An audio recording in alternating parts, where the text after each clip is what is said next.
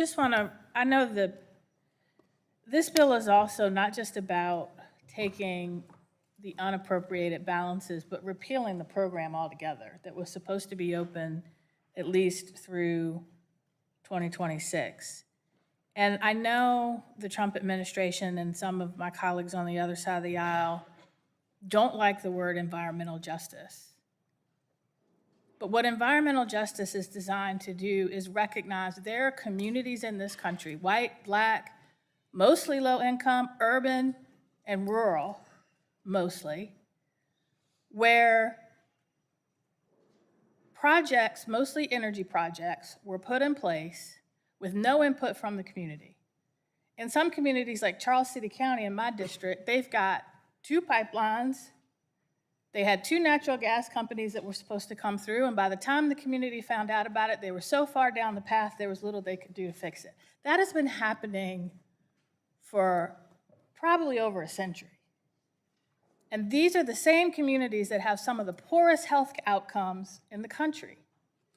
And what the environmental justice grants were designed to do is say, we recognize that the public policy decisions made to put all of these facilities in communities where the people didn't have the resources to fight back or even know it was happening, and therefore have higher incidences of asthma and cancer and many other things, we're going to invest in those communities.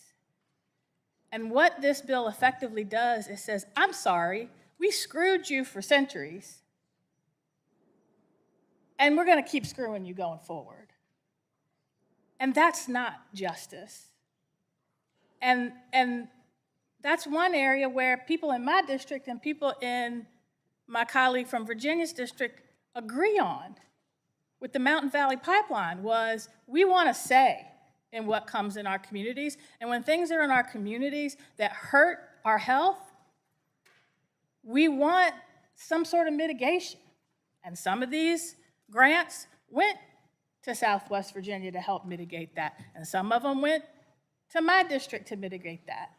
And we should want to help address centuries of injustice in this country that harmed the very people who didn't have the power to fight back and stop it.